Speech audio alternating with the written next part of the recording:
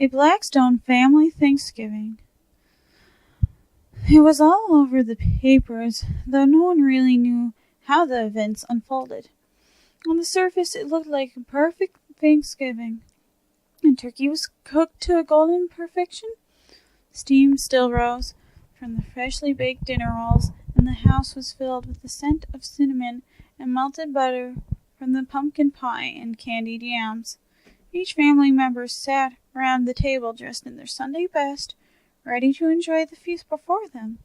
Yet this picturesque scene, which could have easily been the cover of Home and Garden magazine, was revealed to be under the surface gruesome tableau of a family fallen. Foul play was afoot in this Thanksgiving. 5 corpses sat around this untouched meal. Claude and Mildred Blackstone earned their money on the backs of the hard-working indentured servants who ran their plantation. Claude ruled the farm with an iron hand during the day, and Mildred kept a household that was as strict as it was spotless. The 2 ice-cold children, which consisted of Braddy, Cynthia, and Toby, who earned a reputation for frequenting the servants' quarters at odd hours of the night, had just reached young adulthood. The children occupied themselves with their own preoccupations, as did the rest of the Blackstone household.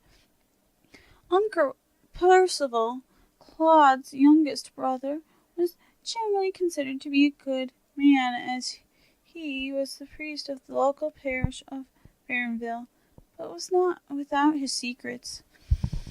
Claude had recently taken ill with tuberculosis, and it was clear he was not long for this world. This had left Toby and Cynthia with a conundrum. They were the next of kin, and the fortune that they would stand to inherit would be substantial. By laws of the township, it was known that the entire fortune would go to Toby, being the firstborn male son. This, of course, did not sit well with Cynthia, and she soon began plotting to remove Toby from the picture. However, despite Toby's apparent thickness, he was wise to his sister's plans and developed his own. Cynthia's vanity would be her downfall. Simple tampering with her cosmetics would be the end for her. Not before Cynthia's knowledge of her brother's sweet tooth would have him find an added ingredient in his beloved salt-water taffy. Those Blackstone children died silently in their sleep. Percival had always been jealous of Claude's success and affluence, but most of all his wife. He had been in love with Mildred since they were children, but it was Claude who had won her heart, and they married young. Yet the passion had faded from their marriage years ago. Now Percival found himself making more and more house calls to the Blackstone home. He and Mildred met in the woods to confront their secret love for each other, but religion and family obligation kept them from fully reconciling their passion, even despite Mildred's discovery of Claude's relations with the servants. Percival would listen patiently as Mildred confessed her hate for her husband daily.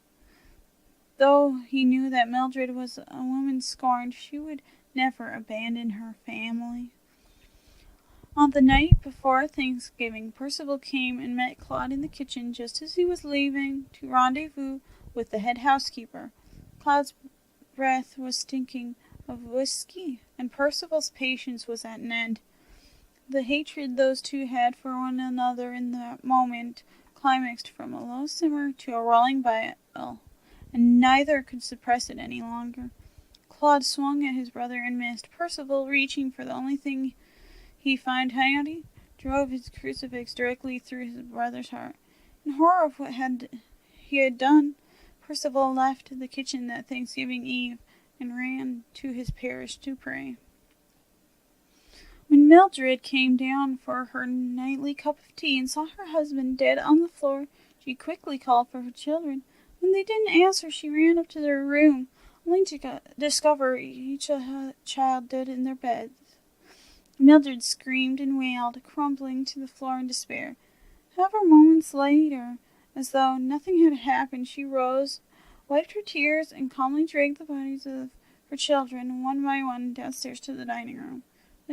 She then gathered her husband's body from the kitchen. All night long she prepared them, dressing them in their finest clothes, cleaning their wounds, and arranging them at the table. Percival spent the night praying in the church, and the next morning came to the house ready to confront his sins and beg Mildred's forgiveness. As he reached the house, he called out for Mildred.